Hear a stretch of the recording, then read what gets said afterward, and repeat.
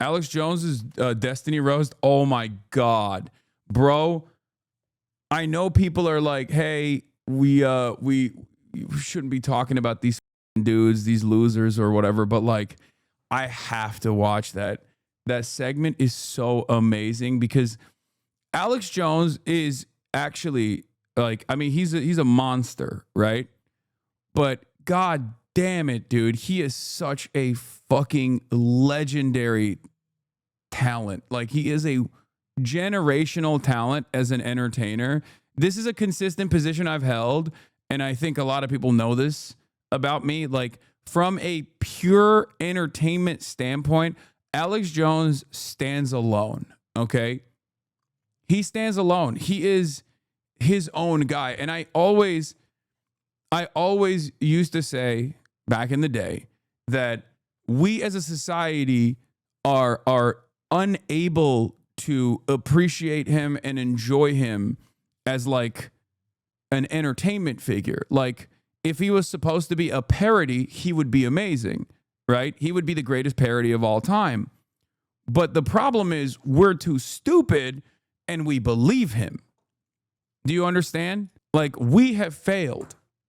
Our education has failed. And we can't actually, like, if people could consume Alex Jones in the same way that I do, where they just watch it for the entertainment value and not ever take it seriously, then he's one of the best, right? He's one of the best. But the issue is people actually take him seriously. You're not supposed to take the jester seriously. You're not supposed to take the court jester seriously. Anyway, there's a piece that he did on Molesty, and I think it's so fucking funny because it's just it goes along with exactly what I was talking about, like in terms of his entertainment chops. Like, he is a phenomenal entertainer, just a phenomenally bad guy too, for sure, but also a phenomenal entertainer. And it really comes out. It really comes out in that moment. You said like Colbert. No, I think like I obviously disagree significantly less with someone like Stephen Colbert, but I think Stephen Colbert has less chops than even Alex Jones has. Like, Alex Jones, if Alex Jones was performance art, he's like old Stephen Colbert from the Colbert Report, right? That was peak Colbert. It was amazing.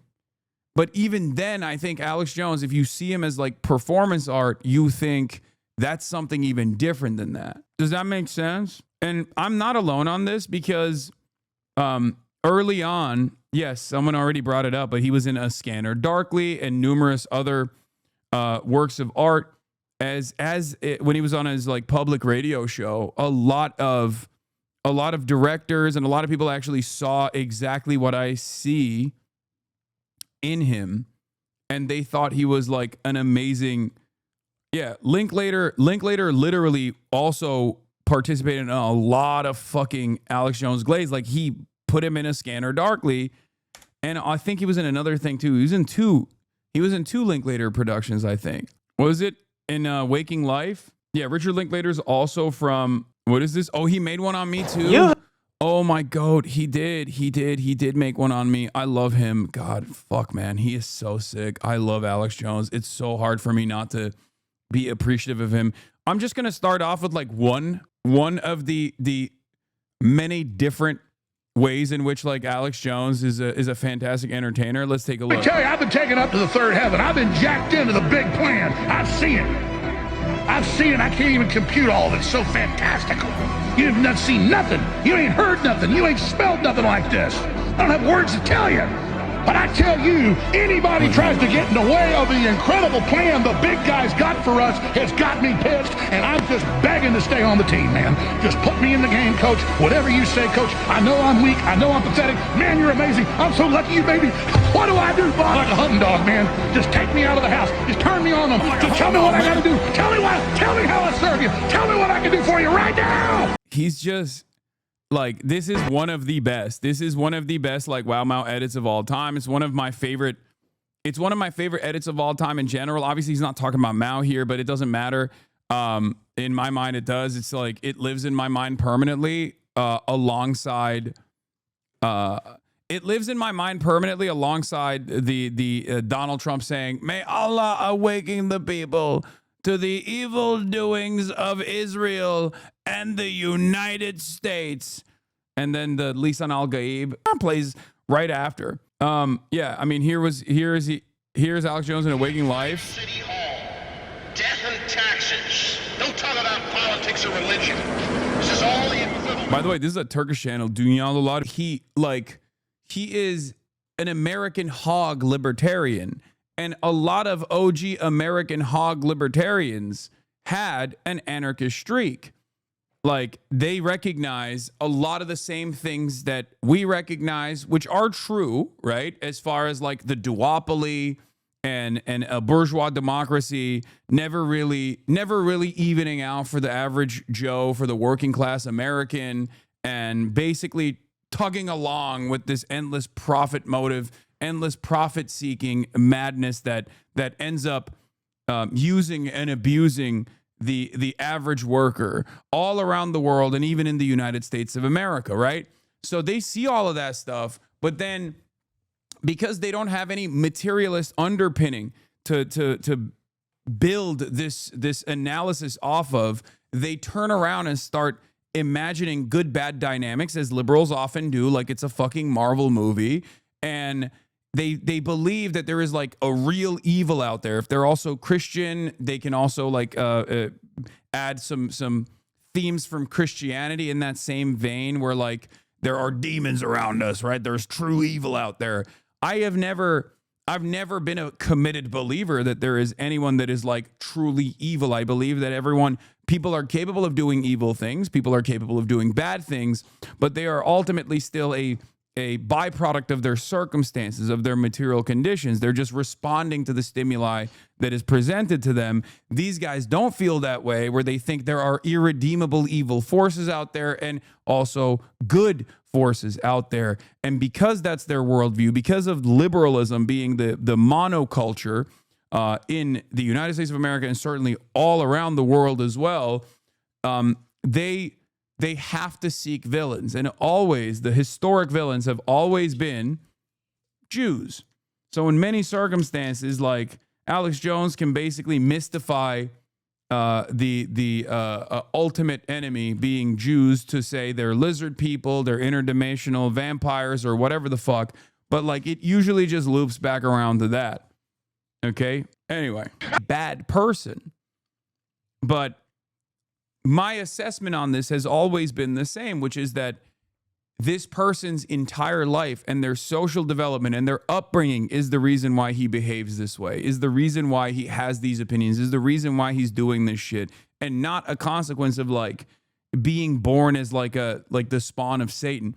I might enjoy that kind of language from time to time, but the notion that this guy was put on this earth to be a demon is silly, in my opinion. Okay? So,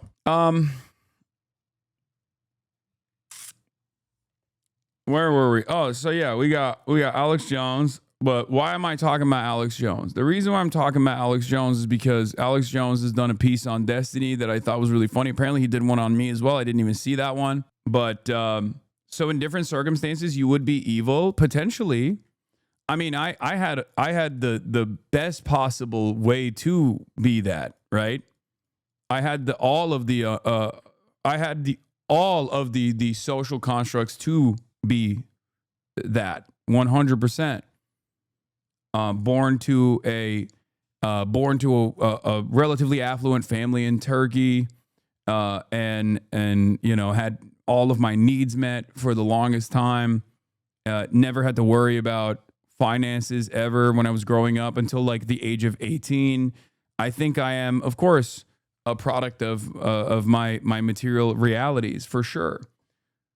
I just saw, I think like there are instances in my life that made me realize what it looked like for the first time ever, like what economic inequality looked like, what wealth disparity looked like when I was young. I think that's why people have a hard time accepting this. They don't want to think that they could do the things that they hate are doing under different circumstances. Yeah.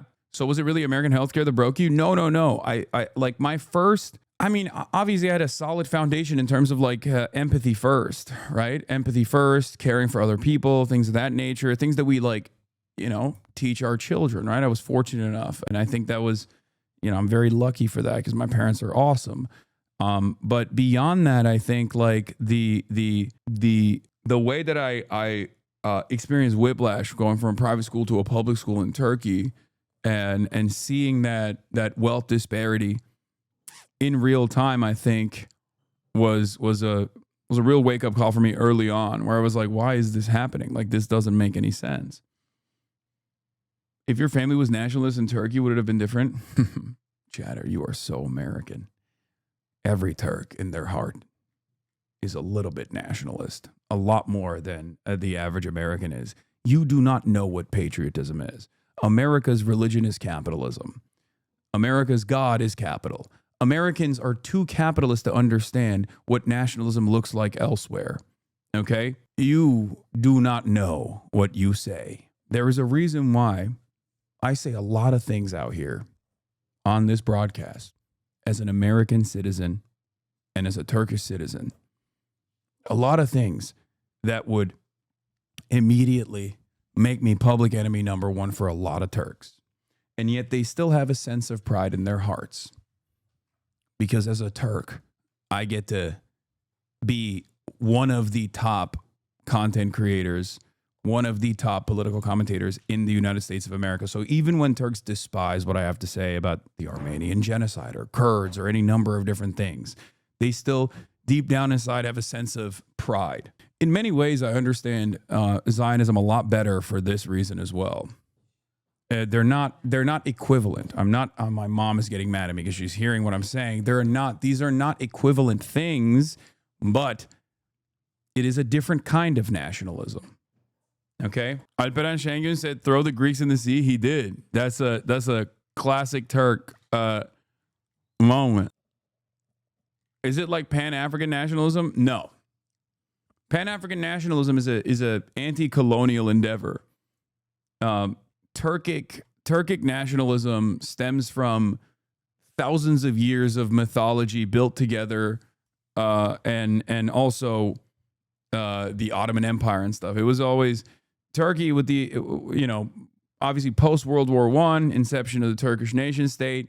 These are historic developments, but it was never like an anti-imperial thing. It was more so the sense of pride that comes from this. The sense of pride that comes from a lot of this different variants of this same thing is different. It's hard to explain. No, it's not like Irish nationalism versus British nationalism.